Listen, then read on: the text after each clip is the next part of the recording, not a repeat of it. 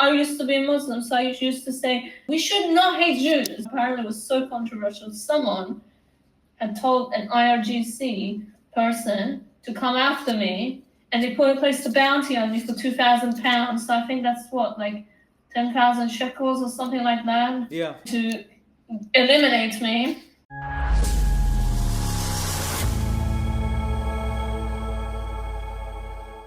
I know who you are. How you doing? You're SaharTV. What the hell?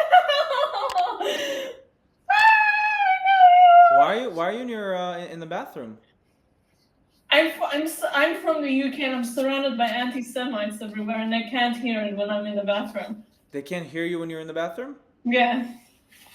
So you don't want people to know you're like speaking with people from Israel? Yeah, because one time I was playing Hebrew music and they recorded me. I said, "What?" Like they said, and then the manager said, "Yeah, your music makes them uncomfortable.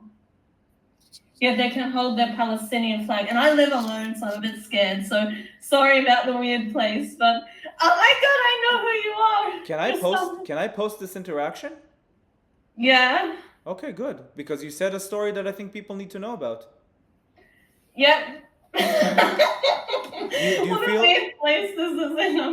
Do you feel scared to be in the UK surrounded by people that don't like you? Of course, we have the pogroms in Amsterdam, Antwerp, was in Paris. Tomorrow they said there was going to be a attempted Jew hunt in London. I mean, I live like 20 minutes away from the Iranian embassy, so.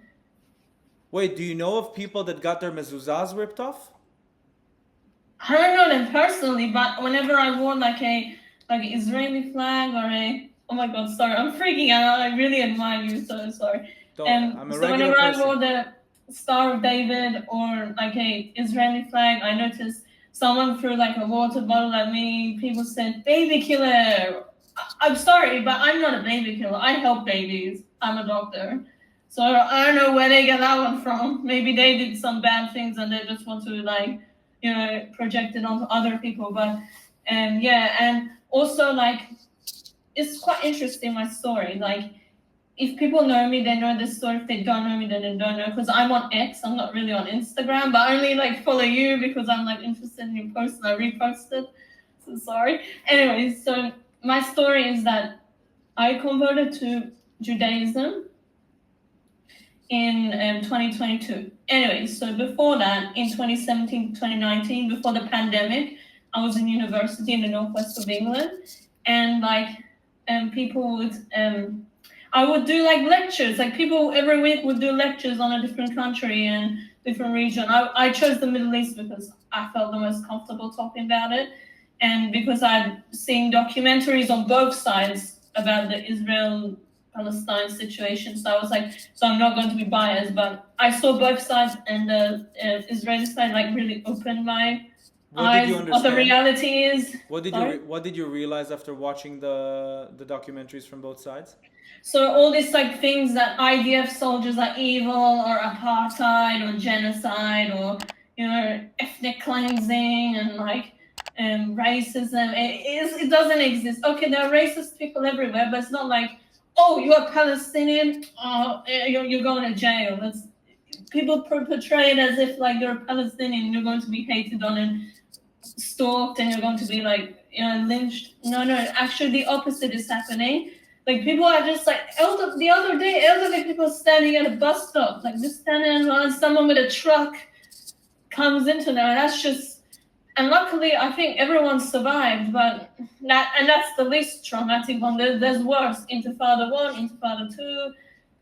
And when people say globalized Intifada, I'm like, do you realize what you're even talking about? Do you know what that even means? Of course and some people think it's like some people can't even say the word correctly. So that's how stupid they are. Mm-hmm. Anyways, so going back to my own story. So I would talk for 2 or 3 years at lectures just to say we should I used to be Muslim, so I used to say, oh, we should not hate Jews. Like what is this kind of thinking? What? You converted from Islam to Judaism? Yeah. Holy shit. Yeah, it's a long story, but in a one sentence nutshell, my dad is ethnically Jewish, but he became Muslim because second class citizens in Iran and You're so Iranian? First of all, I love Iran. Okay, I love just Israel even more. just a few days ago, I had Fesanjun, Oh, and nice, nice. Tadik and Kabab Kubida and all these amazing things. Oh, nice, nice, nice, nice. But wow, and if in Iran people would know that you converted from Islam to Judaism, what would have happened to you? Death penalty. Because if you leave Islam, it's like to go to any religion or non-religion, it's the death penalty. If you support Israel or Jews, death penalty. Are you sure I'm allowed to post this? Because you're saying some things I'm that not in Iran. I'm calling from the UK. is your No father way I'm able is your to father say- in Iran? Sorry? Is your father in Iran? No, we all left peacefully like 25 years ago, so it's like not like. But anyway, so going back to my story, it gets dramatic, and it's a true story, by the way. So it gets very dramatic. So 2017 to 2019, I would do lectures. I'd say world peace is necessary. I'd say we need to respect the Israelis. Their country is here to stay. They're nice people. Yes, there's some political figures who might say outrageous things. We all know, and that's a small minority. Majority are very nice, and they want to coexist with Palestinians, Arabs, Muslim, and everyone. They just want to live their own life like everyone else, like 8 billion other people. Anyway, so apparently that was so controversial. Like no one said it to me, but apparently it was so controversial. Someone had told an IRGC person to come after me, and they placed a bounty on me for £2,000 to eliminate me, and it was so bad that one day I was looking through because I check my post every day, and I was living in student accommodation, so obviously the manager she doesn't look for your mail, but she just organizes so when it's your turn you want to pick it up, it's easily given to you. So I looked at it, I opened the letter, and they said it was like had a warning that your life is in imminent danger. I was like, what? It was not a joke. It said police from that area and from that Where were you living at the time? northwest of England. You were living outside of Iran at that time. No, I was in England. In No, England. but No, this no, is no. someone. I understand. I just want to know if you received life threats when you. Yes, I received a life threat, and like it was extremely scary. I was like, what the. I didn't even know what to. They said you need to change the house. You need to change everything. Change your routine. How I can change routine? I'm a student, and like change your appearances and everything so they cannot hurt you.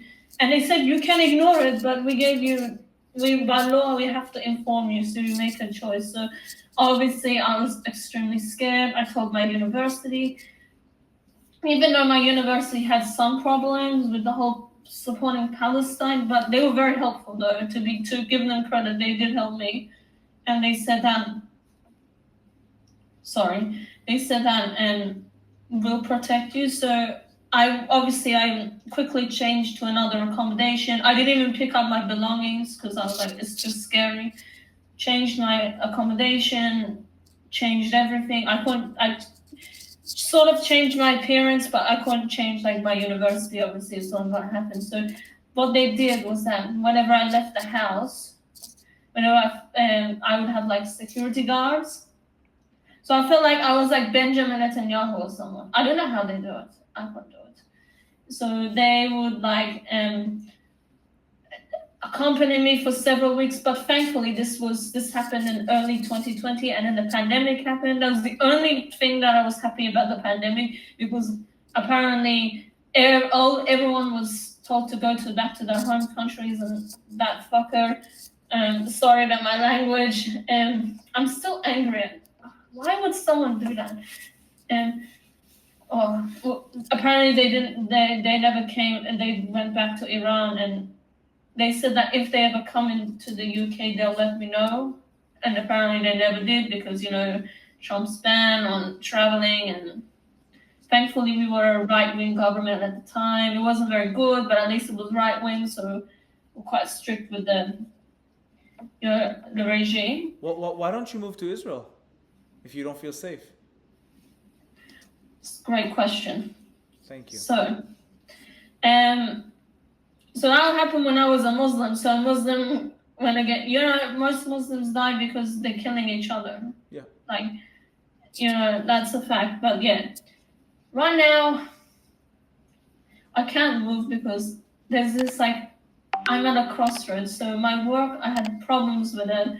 They've been not being supportive of me because of my views. They were not happy with my Zionist views. They said you need to be respectful to Muslims more. I said, I don't know what I said disrespectful. That said radical Hamas are radical Islamists.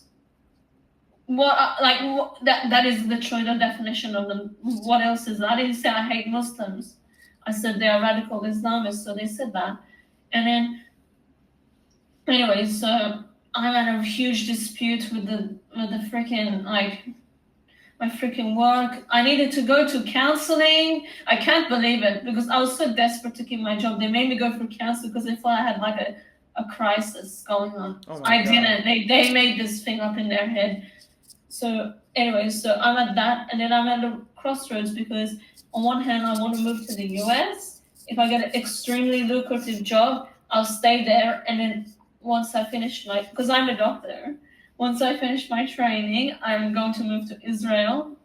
But if I don't get a job offer there, then I'm going to Israel. I ain't staying in the UK because what is this? I'd rather start from zero again in Israel than stay in the UK. I have no one here. Palestinian flags are ever okay. It's not the Palestinian flags that annoy me. It's the the bullying and the discrimination that comes with it. It's not because it's a flag. There are millions of flags. I don't really care about them, but I want to say that I'm really sorry for the experience you went through. I never went, I never went through something like this, and I'm sure that what you went through was extremely difficult. I lived in Israel my entire life. I moved to the US at some point, and then I moved back. That's why I sound like this, by the way. Lucky you. Lucky me. But I'm just saying, I never felt unsafe. And, for you to have a bounty on your back and for you to be targeted for just opening your eyes and, doing your research and making sure that your views are the right views, I'm sorry you had to go through this. It must suck. Thanks for your support. And for me, it took me years of counseling to sort of come to terms with it. My mom is still... I don't blame her. She's a little bit paranoid. She's like, everyone is out there to get you. Don't speak about politics. They're going to kill you. I mean, I don't blame her. Look what happened. They couldn't even have a normal conversation. They had to go straight to what Iran was going to the elimination and, execution stage.